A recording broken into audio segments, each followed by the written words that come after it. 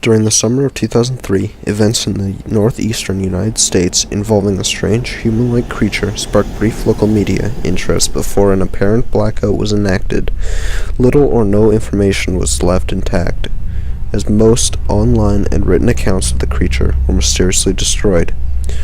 Primarily focused in the rural New York State, self-proclaimed witness told stories of their encounters with the creature of unknown origin.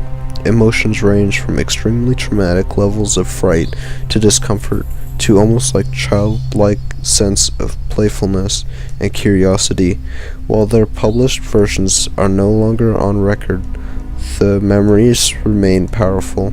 Several of the involved parties began looking for answers that year.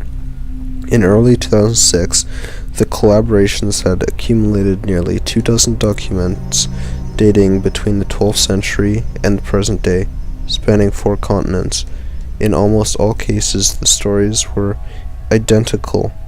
I've been in contact with a member of the group and was able to get some experts for their upcoming book. The Rake, a suicide note, 1964. As I prepare to take my life, I feel it necessary to assage any guilt or pain I have introduced through this act. It is not the fault of anyone other than him, for once I awoke and felt his presence, and once I awoke and saw his form. Once again, I woke and heard his voice, and looked into his eyes. I cannot sleep without fear of what might next awake to experience. I cannot ever awake. Goodbye. Found in the same wooden box were 2 empty envelopes addressed to William and Rose, and 1 loose personal letter with no envelope. Dearest Linny, I have prayed for you. He spoke your name.